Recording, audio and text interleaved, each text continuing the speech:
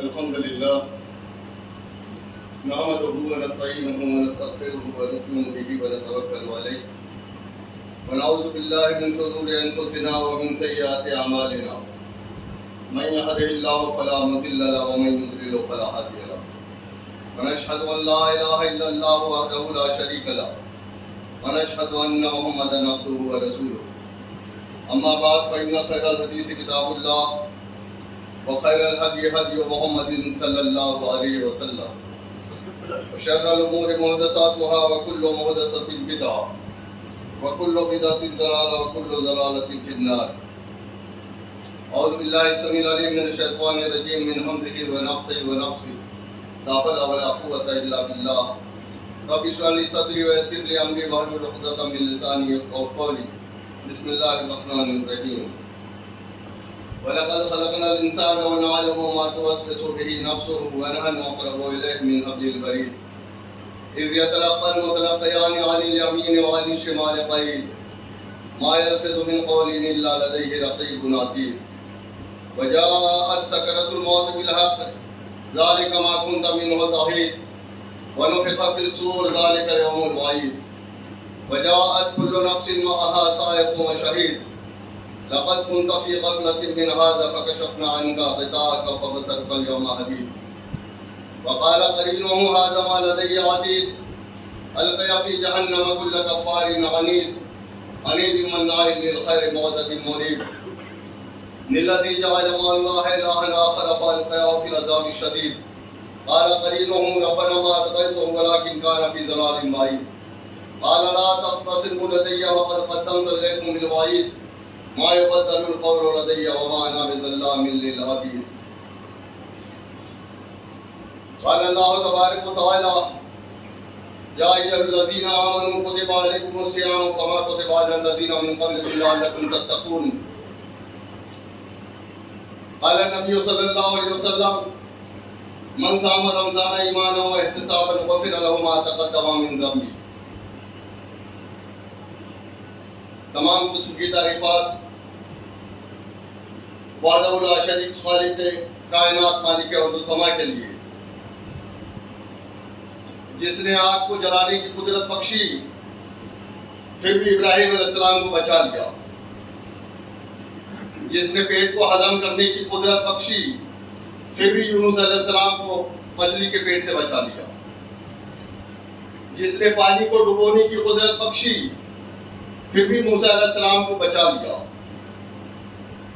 اور بے شمار درود و سلام اس ذات اقدس و مقدسہ پر جن کا نام نامی اسم گرامی محمد اکرم صلی اللہ علیہ وآلہ وصحبہ وسلم، وہ ذات مقدسہ مبارکہ مطہرہ کہ رب العزت نے جنہیں رحمت کائنات بنا کر بھیجا اور جن کے ذریعے اہل کائنات کی ہدایت اور رہنمائی کا بندوبست فرمایا، اور کروڑوں رحمتیں نازل ہو شمع رسالت کے پروانوں پر، آفتاب نبوت کے چمکتے ستاروں پر، رضی اللہ عنہم ورضوا عنہ کا لقب پانے والوں پر، اشداء علی الکفار ورحماء بینہم کی دلکش تصویر پر۔ حمد و صلوات کے بعد معزز سامعین کرام، یقیناً ہمیں شادہ و فرح رہنا چاہیے، کیونکہ ہم نے اس مبارک مہینے کو پا لیا جس مہینے کے لیے سب صالحین دعا کرتے تھے کہ اللہ ہمیں رمضان کا مہینہ نصیب فرمائے۔ تو یہ اللہ کی طرف سے ایک بہت بڑا انعام ہے کہ ہم نے پھر سے اس رمضان المبارک کو پایا، اور یہ رمضان المبارک مہینے کی نعمتوں سے پھر سے ہم مستفید ہونے کے لیے اللہ نے ہمیں وہ موقع عطا فرما دیا۔ یہ مہینہ جس کی فضیلت کے باب میں بے بہا آیتیں، بے بہا حدیثیں موجود ہیں، اور ہم متعدد خطبوں میں سنتے رہتے ہیں کہ یہ مہینہ واقعی بہت فضیلت کا مہینہ ہے، یہ مہینہ مغفرت کا مہینہ ہے، یہ مہینہ برکت کا مہینہ ہے، یہ مہینہ رحمتوں کے نزول کا مہینہ ہے، یہ مہینہ جہنم سے نجات کا مہینہ ہے، یہ مہینہ مغفرت کا مہینہ ہے، یہ مہینہ جنت کی ضمانت کا مہینہ ہے۔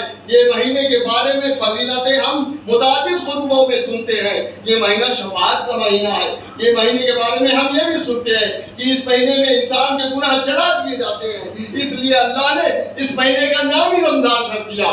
رمضان کے معنی ہی ہوتا ہے جلا دینے والا، یعنی ہمارے گناہوں کو جو ہم نے اپنے ہاتھوں سے کمایا، ہم نے اپنے ہاتھوں سے گناہوں کا ذخیرہ بنایا، یہ رمضان کا مہینہ اگر ہم رمضان کے مہینے کو غنیمت جان کے، رمضان کے مہینوں کا احترام کرتے، رمضان کے مہینے کے احکام کو پورا کرتے ہیں، روزہ رکھتے ہیں، نمازیں پڑھتے ہیں ایمان اور اخلاص کی حالت میں، تو اللہ فرماتا ہے کہ تمہارے پورے گناہ من صام رمضان ایمانا واحتسابا غفر له ما تقدم من ذنبه۔ جس نے ایمان کی حالت میں ثواب کی نیت کے لیے، ثواب کی نیت سے رب کی رضا کے خاطر رمضان کے روزے رکھا، اس کے پچھلے تمام گناہ بخش دیے جاتے ہیں۔ یعنی معلوم یہ ہوا کہ یہ مغفرت کا مہینہ ہے، معلوم یہ ہوا یہ شفاعت کا مہینہ ہے، کیونکہ نبی صلی اللہ علیہ وسلم نے ارشاد فرمایا کہ روزہ کل قیامت کو بندے کے حق میں سفارش کرے گا، شفاعت کرے گا۔ آج ہم کو اگر معلوم پڑتا ہے کہ ہمارا کیس کوئی وکیل لڑ رہا ہے اور وہ ہماری سفارش کرنے والا ہے، تو ہم اس کی ہر مانگ کو پوری کرتے ہیں، ہم اس کی ہر ضرورت کو پوری کرتے ہیں، ہم اس کی فیس ادا کرتے ہیں، وقت پہ جہاں پیشی میں کھڑے ہونے بولتا ہے کھڑے ہو جاتے ہیں، جہاں حاضر ہونے بولتا ہے حاضر ہو جاتے ہیں۔ کیوں؟ کیونکہ وکیل ہمارا سفارشی ہے، وکیل ہماری وکالت کرنے والا ہے، اسی طریقے روزہ کر ہماری سفارش کرنے والا ہے، شفاعت کرنے والا ہے، وکالت کرنے والا ہے۔ تو پھر روزہ ہمیں جس چیز سے روکتا ہے ہم رک جائے۔ روزے نے ہماری نگاہوں پہ پہلے بٹھائے، روزے نے ہماری پیٹ پہ پہلے بٹھائے، روزے نے ہمارے خیالات پہ قدکشی عائد کی، روزے نے ہماری کام کے پہلے بٹھائے تو پھر ہم جب روزہ ہماری شفاعت کب کرے گا؟ جب ہم روزے کے احکام کو پورا کریں گے۔ ایک وکیل جب ہماری سفارش کرتا ہے، وکالت کرتا ہے، ہم اس کی ساری باتیں تسلیم کر لیتے ہیں۔ نبی صلی اللہ علیہ وسلم نے فرمایا کہ روزہ کل بندے کے حق میں سفارش کرنے والا ہے، تو جو سفارش کرنے والا ہے ہم اس کے تقاضے پورا نہ کریں، اگر ہم اس کے تقاضے کو پورا نہیں کریں گے تو پھر ہم اس کی شفاعت سے مستفید نہیں ہو سکتے۔ اگر ہم واقعی اس کی شفاعت سے مستفید ہونا چاہتے ہیں، اگر واقعی ہم، اللہ کے رسول نے یہ بھی فرمایا اقرأ القرآن فإنه يأتي يوم القيامة شفيعا لأصحابه، لوگوں روزہ قرآن پڑھو کیونکہ یہ کل اپنے پڑھنے والوں کے لیے شفاعت کرے گا، سفارش کرے گا۔ یہ قرآن بھی ہماری سفارشی ہے، قرآن بھی ہماری وکالت کرنے والا، قرآن بھی ہماری سفارش کرنے والا ہے۔ تو جس طریقے سے ہم وکیل کے معاملے میں وکیل کے ساری باتوں کو تسلیم کرتے ہیں، تو اسی طریقے سے ہم کیا قرآن کی ساری باتوں کو تسلیم کر رہے ہیں؟ ہر جمعے کے خطبے میں ہم سنتے ہیں یا ایھا الذین آمنوا اتقوا اللہ، اے ایمان والو اللہ سے ڈرو، حق تقاتی ولا تموتن الا وانتم مسلمون، اور تمہیں موت نہ آئے مگر اس حالت میں کہ تم مومن ہو۔ اللہ کے رسول کے پاس ایک دیہاتی صحابی آیا، اللہ کے رسول زندگی ساری گناہوں میں گزر ہو گئی، میرے لیے کوئی معافی کا دروازہ کھلا ہے؟ اللہ کے رسول نے کہا انت اشہد لا الہ الا اللہ وان محمد رسول اللہ، پہلے تو اس بات کی گواہی دے کہ اللہ کے سوا کوئی معبود برحق نہیں، اور مجھ محمد کی رسالت کو تسلیم کر۔ صلوا خمسکم، 5 نمازیں پڑھ، صوموا شہرکم، رمضان کے روزے رکھ، وآتوا زکاۃ اموالکم، اور مال ہے تو اللہ کی راہ میں زکات دے، طیبۃ بانفسکم، اور اپنی نفس کو گناہوں سے پاک رکھ، تدخلوا جنۃ من ربکم، اتنا تو کر لے رب تیرے لیے جنت کی ضمانت، مغفرت کا وعدہ کر۔ تو مبارک ہے وہ لوگ جنہوں نے اس مہینے کو پایا اور اس کو غنیمت جانا۔ اب اس میں سب سے پہلا عمل کیا ہے؟ ایمان تو سب سے پہلی شرط، اس لیے اللہ فرماتا ہے یا ایھا الذین آمنوا، یہ خطاب کس سے ہو رہا ہے؟ ایمان والوں سے ہو رہا ہے۔ کتب علیکم الصیام، تم پر روزے فرض کر دیے گئے، کس طرح؟ جس طرح تم سے پہلوں پر فرض کیے گئے تھے۔ کیوں؟ شاید کہ تم پرہیزگار اور متقی بن جاؤ، تاکہ تم پرہیزگار اور متقی بن جاؤ۔ یعنی ہر اعمال کے پیچھے تقوی چھپا ہوا ہے، ہر اعمال کے پیچھے تقوی چھپا ہوا ہے۔ اگر تقوی نہیں ہے تو اکرام نہیں ہے، مغفرت نہیں ہے، نجات نہیں ہے، جنت کی ضمانت نہیں ہے۔ ان اکرمکم عند اللہ اتقاکم، اللہ کے نزدیک اکرام کا مستحق وہ ہے، اللہ کے نزدیک جنت کا مستحق وہ ہے جو رب کی رضا کے خاطر، رب سے ڈرتے ہوئے، اس لیے اللہ کے رسول نے فرمایا من قال لا الہ الا اللہ ابتغاء وجہ اللہ، جس نے اللہ کی رضا کے خاطر کلمہ توحید کا اقرار کیا، ختم لہ، اور اسی حالت میں اس کی موت ہو گئی، من دخل الجنہ، اللہ کے رسول نے فرمایا جنت میں داخل کر دیا۔ منصام، اور جس نے منصام الصائم، اللہ کے رضا کے خاطر ایک دن کا روزہ رکھا، ایک دن کا روزہ رکھا رب کی رضا کے خاطر، اور اسی حالت میں اس کی موت ہو گئی، دخل الجنہ، اللہ کے رسول نے فرمایا ڈائریکٹ جنت میں جائے گا، بغیر حساب کے جنت میں جائے گا۔ اندازہ لگائیے ابھی یہ موقع کتنا غنیمت ہے، ورنہ جنت اور جہنم یہ ابدی مقام ہے، یہ دائمی مقام ہے، یہ 60 سالہ زندگی کا مقام نہیں، یہ 70 سالہ زندگی کا مقام نہیں، جہاں ماں بیٹا غلطی کرتا ہے تو ماں کھڑے ہو جاتی ہے جانے دو، سونے دو، رہنے دو۔ یہ ابدی زندگی کا مقام ہے، وہ زندگی جو کبھی ختم ہونے والی، کبھی ختم ہونے والی نہیں۔ وہ زندگی کی تیاری کے لیے یہ 5 بنیادی احکام ہمارے اوپر فرض کیے گئے، اس زندگی کی تیاری کے لیے جو زندگی کبھی ختم ہونے والی، کبھی ختم ہونے والی نہیں۔ آج روزے کے ایام میں انسان کو یہ احساس ہوتا ہے کہ پانی اللہ کی بہت بڑی نعمت، ہوا اللہ کی بہت بڑی نعمت، ٹھنڈک اللہ کی بہت بڑی نعمت، نعمتوں کا احساس انسان کو اس کی محرومی سے ہوتا ہے۔ تو کل جنت سے محرومی کا اندازہ اس سے لگا سکتا ہے انسان، اس وجہ سے اللہ نے روزے فرض کر دیے تاکہ تم کو احساس ہو جائے کہ کل سورج سوا نیزے پر ہوگا، جسموں سے پسینہ پیرا ہوگا، زبان کتے کے جیسی باہر رکھی ہوئی ہوگی، اس وقت تمہاری کون سفارش کرے گا، کون وکالت کرے گا، کون شفاعت کرے گا؟ یہ روزہ کرے گا۔ کہاں ہے وہ روزہ جو رب کی رضا کے خاطر روزہ رکھتے، کوئی دکھلاوا نہیں؟ اس لیے اللہ نے کہا سارے اعمال کا اجر محدود ہے، لیکن روزہ اللہ نے کہا یہ خاص میرے لیے۔ کیوں؟ کیونکہ روزہ روزی کا معاملہ صرف اللہ اور بندے کے درمیان کا ہے. بندہ جو ہے لوگوں کے سامنے جو عمل کرتا ہے وہ تو ظاہر ہو جاتا ہے، لیکن غائبانہ میں جو بندہ عمل کر لے اس کے بارے میں علم تو اللہ. اس لیے اللہ نے کیا فرمایا اسی صورت کے اندر آگے، وَإِذَا سَأَلَكَ عِبَادِي عَنِّي فَإِنِّي قَرِيبٌ. جب میرے بندے میرے بارے میں تجھ سے سوال کرے تو ان سے کہے کہ میں قریب ہوں. قریب، ہاں قریب. اللہ کا اتنا ڈر کہ ہر مسلک والا، ہر روزہ رکھنے والا، ہر مکتب فکر والا جو بھی روزہ رکھتا ہے وہ محض اللہ کے ڈر سے ایک قطرہ پانی کا اپنے حلق کے نیچے نہیں اتارتا، کسی سے چھپ کے بھی نہیں. کیوں؟ اس کو معلوم ہے کہ کوئی نہیں دیکھ رہا لیکن اللہ دیکھ رہا ہے. تو جو اللہ رمضان کے مہینے میں دیکھتا ہے وہ اللہ 12 مہینہ دیکھتا ہے، وہ اللہ 12 مہینہ دیکھتا ہے. رمضان کے مہینے میں تو اللہ کا اتنا ڈر کہ ایک گلاس پانی نہیں پیتا، ایک گھونٹ پانی نہیں پیتا. اور پھر رمضان کا مہینہ جیسے ہی پار ہوتا ہے، رمضان کا مہینہ جیسے ہی گزر جاتا ہے، اس کے بعد وہ ساری چیزیں اپنے لیے حلال کر لیتا ہے جس سے اللہ اور اس کے رسول نے روکا ہے. اس لیے اللہ کے رسول صلی اللہ علیہ وسلم نے رمضان کے مہینے کی تشبیہ زمینوں سے دیا ہے. اللہ کے رسول نے فرمایا ہے رمضان کا مہینہ آتا ہے، رمضان کا مہینہ ان بہار کی طرح، ان بارش کے موسم کی طرح ہوتا ہے جو آسمان میں بارش لے کر آتی ہے. اس کے بعد ہر زمین جو ہے، ہر زمین اس سے فائدہ نہیں اٹھاتی. ایک زمین وہ ہوتی ہے جو بنجر ہے، ایک زمین وہ ہوتی ہے جس پہ گڈھے پڑے ہوئے ہو، اور ایک زمین وہ ہوتی ہے جس کے اوپر ہل چلائے جاتے ہیں، جس کو کھودا جاتا ہے، جس کو جوتا جاتا ہے. تو اللہ کے رسول نے فرمایا مومن کا دل جو ہے بھائی اس زمین کی طرح ہے جس پہ ہل چلایا جاتا ہے، جس کو جوتا جاتا ہے. اور اس کے بعد وہ زمین پیاسی آسمان پہ نگاہ اٹھا کے دیکھتی ہے کہ کب رب کی رحمت کا قطرہ برسے اور میں اس کو اپنے اندر جذب کروں اور اپنے اندر کے خزانوں کو اگل دوں تاکہ ساری کائنات مستفید ہو جائے. اور بھیا اس کے خلاف منافق کا دل ان زمین کی طرح ہے جس پہ گڈھے پڑے ہوئے ہوتے ہیں. کیوں؟ گڈھے پڑے ہوئے پہ پانی جمع تو کر لیتا ہے، پانی جمع تو کر لیتا ہے، لیکن اس سے کچھ جانور پیاس بجھا تو لیتے ہیں، کچھ جانور اپنی پیاس کو بجھا تو لیتے ہیں، لیکن اندر سے بدلی ہوئی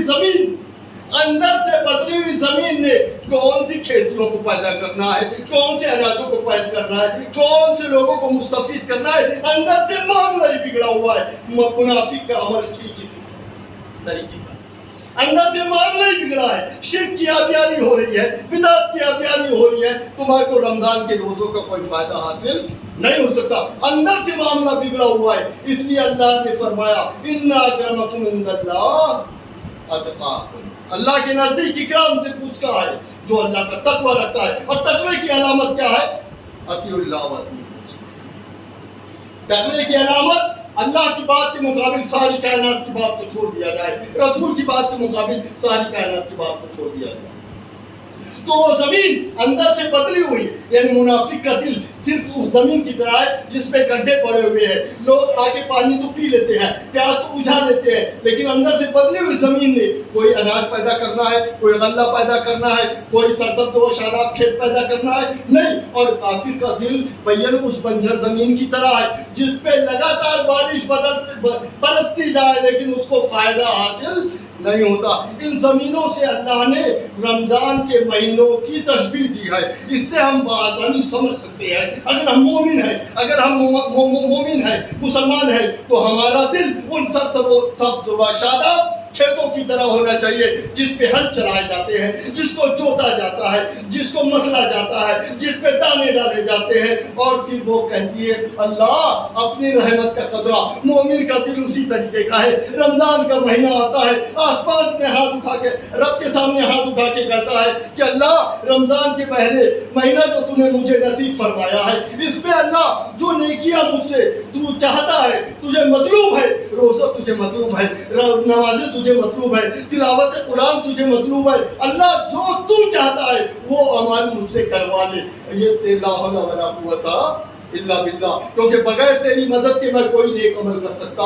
مومن کا دل ان قیدوں کی طرح. اور منافق کا دل وہ ڈیمو یعنی خالی گڈھا پڑا ہوا ہے. لوگ دیکھ رہے ٹوپی ہے, پیجامہ ہے, کرتا ہے, مسجد آباد ہے, جدھر دیکھو اللہ اللہ اللہ, لیکن اندر سے بدلی ہوئی زمین, اندر سے دل مردہ ہے.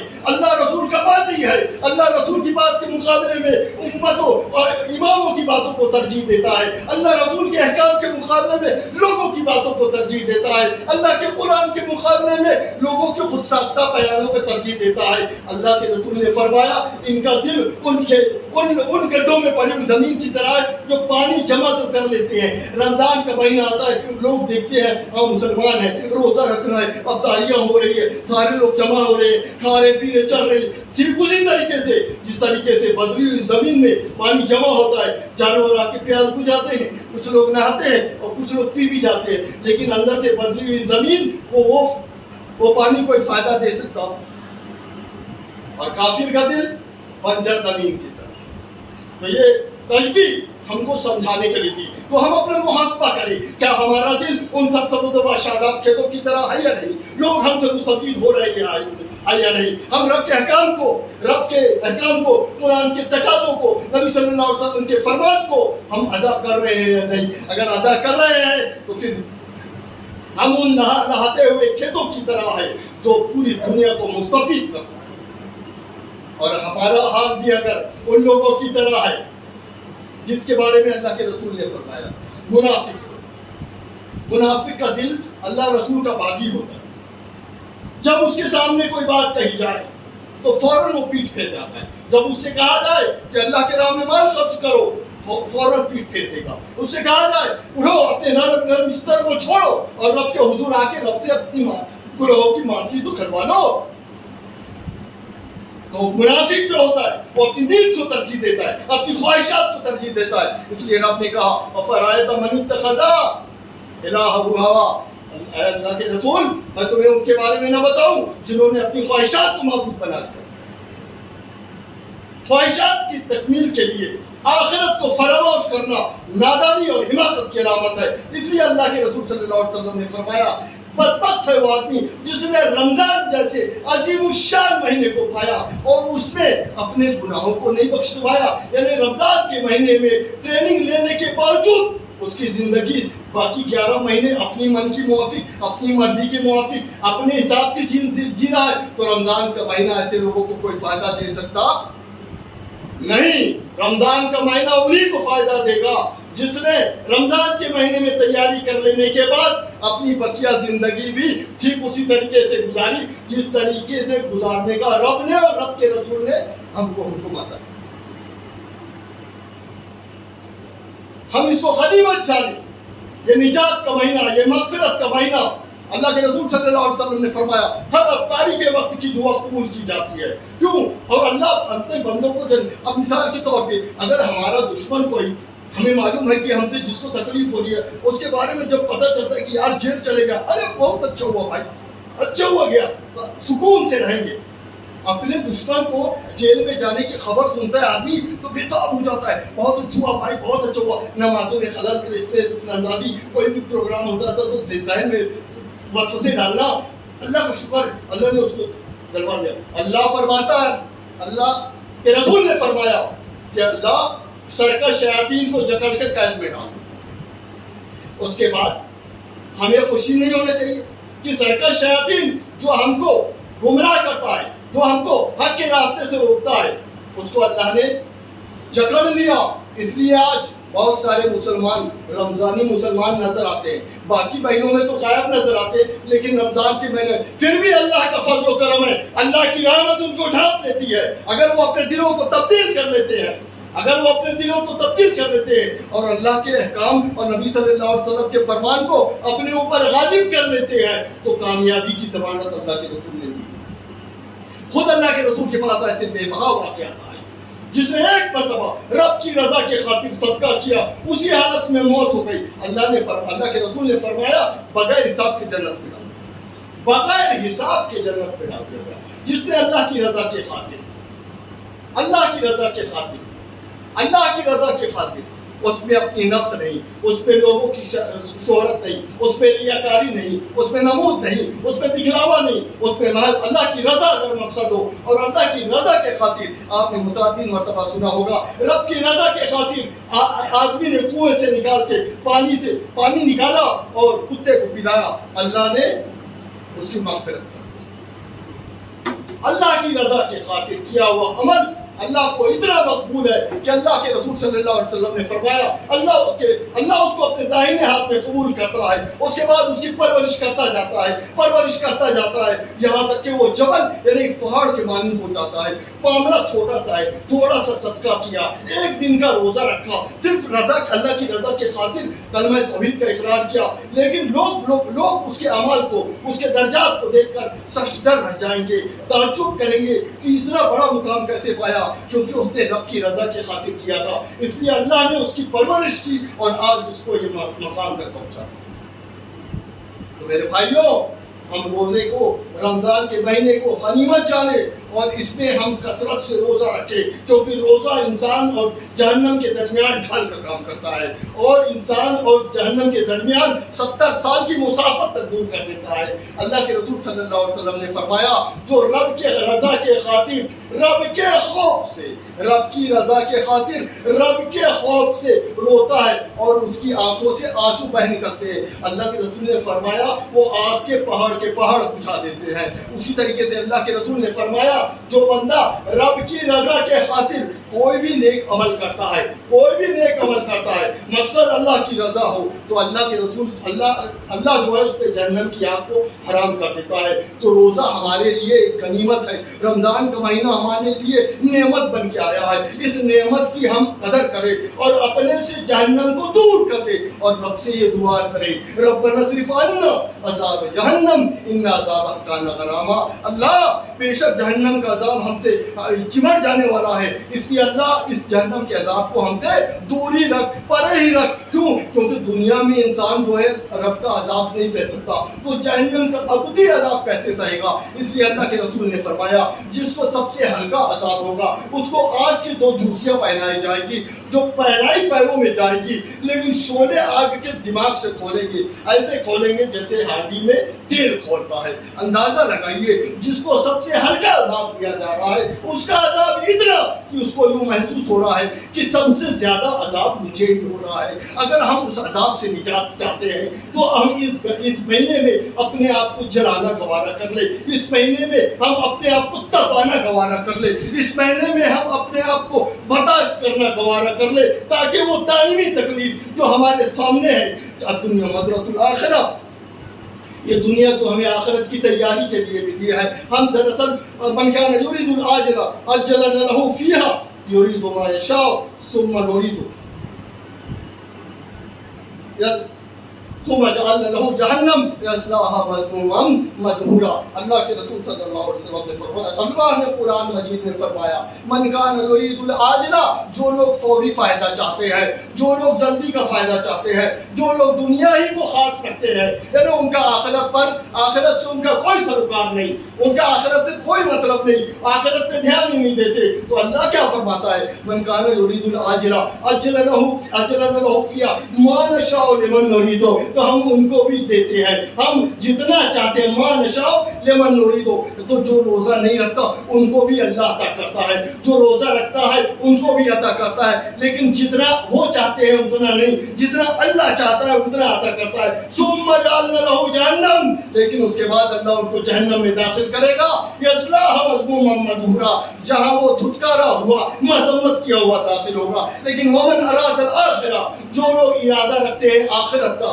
وسعى لها وسعيها، اور اس کے لیے ویسی کوشش کرتے ہیں جیسی کوشش مطلوب ہے، یعنی اللہ کے رسول صلی اللہ علیہ وسلم نے جو طریقہ ہم کو بتلایا ہے، سب صالحین صحابہ اکرام رضوان اللہ علیہم نے جو طریقہ ہم پہ عمل کر کے بتایا ہے، فَإِنْ آمَنُوا بِمِثْلِ مَا آمَنْتُمْ بِهِ، جس طریقے سے وہ ایمان جس طریقے سے انہوں نے نبی صلی اللہ علیہ وسلم کی باتوں کو مانا، اسی طریقے سے اگر ہم بھی باتوں کو مانتے ہیں، وَمَنْ أَرَادَ الْآخِرَةَ وَسَعَى لَهَا وَسَعْيَهَا وَهُوَ مُؤْمِنٌ فَأُولَٰئِكَ كَانَ سَعْيُهُمْ مشکورا، تو ایسے لوگوں کی کوششیں رب کی بارگاہ میں قبول ہونے والی ہے۔ تو ہم اللہ سے یہ دعا کرتے ہیں کہ ہم اس رمضان کے مہینے کو غنیمت جانتے ہوئے اپنے آپ کو صحیح ٹریک پر لے کے آ جائے، ہم اپنے آپ کو نمازوں کا پابند بنا لیں، ہم اپنے آپ کو روزوں کا پابند بنا لیں، ہم اپنے آپ کو تلاوت قرآن کا پابند بنا لیں، اور اپنے اوپر جہنم کی آگ کو حرام کروا لیں، اپنے گناہوں کی معافی تلافی کروا لیں، ایک دوسرے کے دلوں سے بغض حسد کینہ کو نکال لیں، اپنے دلوں کو پاک و صاف کر لیں، کیونکہ اللہ پاک ہے اور پاک چیزوں کو ہی قبول کرتا ہے۔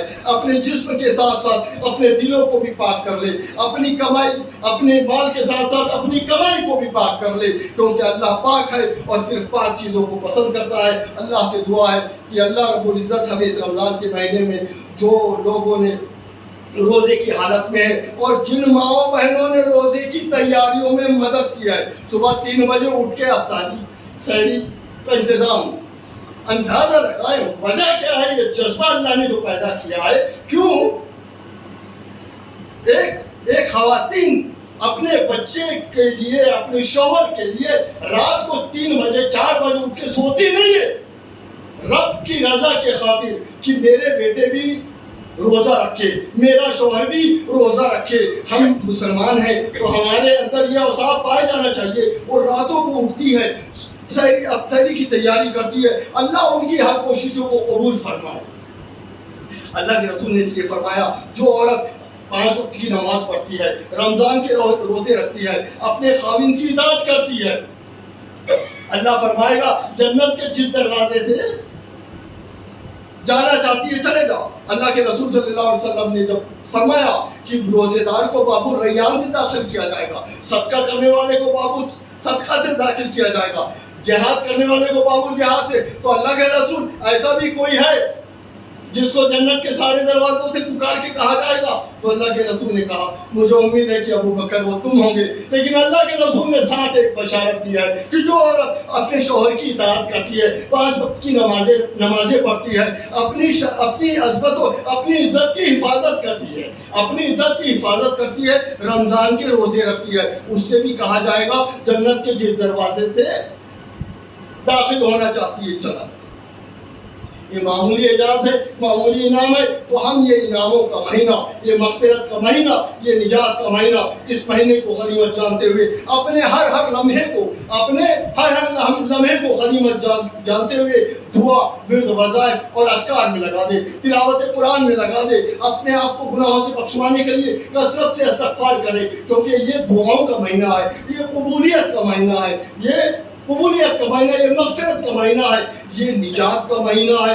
اس مہینے کو غنیمت جانتے ہوئے ہر لمحے کی قدر جانے، ہر لمحے اپنے کاموں کو سمیٹ دے اور اپنے رب کے حضور اپنے گناہوں کی معافی تلافی کروا لے، اپنے گناہوں کو بخشوا لے، کیونکہ اللہ کے رسول صلی اللہ علیہ وسلم نے فرمایا بہت ہی محروم ہے وہ شخص جس نے رمضان کے مہینے کو پایا اور اس کے بعد اپنے گناہوں کو نہیں بخشوایا۔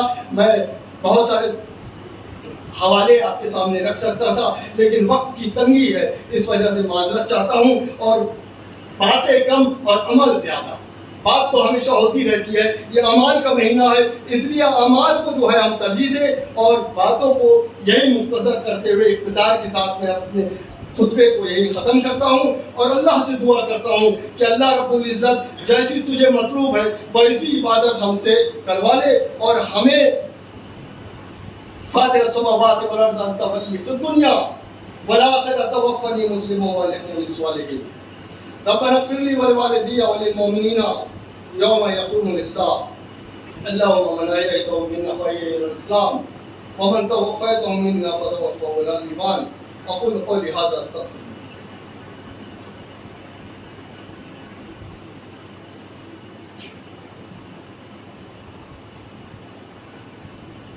اللهم اغفر لنا وللمؤمنين والمسلمين والمسلمات۔ اللہ مغفرت فرما مومنین مرد اور مومن عورتوں، والمسلمین والمسلمات مسلمان مرد اور مسلمان عورتوں۔ تو جب ہم یہ پڑھتے ہیں خطبہ کے آخر میں اللهم اغفر لنا وللمؤمنین والمؤمنات، ہم آمین کریں، والمسلمین والمسلمات، الاحیاء منہم والاموات، جو زندہ ہے ان کی بھی اور جو مر چکے ان کی بھی، آمین۔ اللہم انصر من نصر الدین، اللہ ان کی مدد فرما جو تیرے دین کی مدد کرتے ہیں، آمین۔ واخذل من خذل المسلمین، ان کو رسوا کر جو تیرے بندوں کو رسوا کرتے ہیں، واخذل من خذل المسلمین۔ عباد اللہ، اللہ کے بندوں، رحمکم اللہ، اللہ تم پہ رحم کرے۔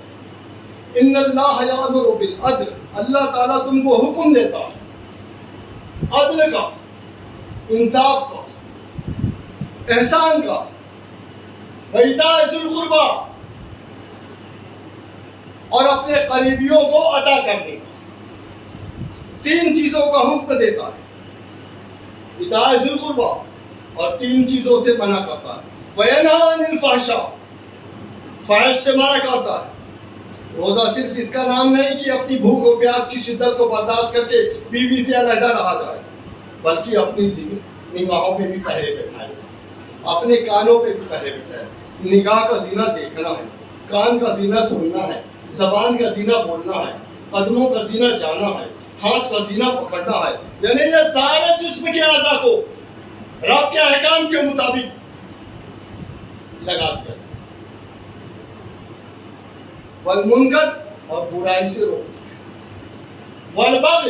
والبغی، اور ظلم اور زیادتی سے منع کرتا ہے۔ ہر جمعے میں سنتے ہیں نا،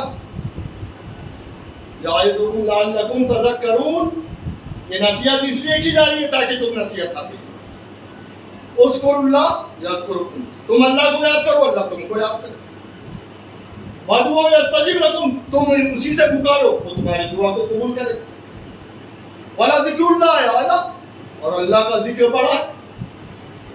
أقول قولي هذا أستغفر الله وآخر دعوانا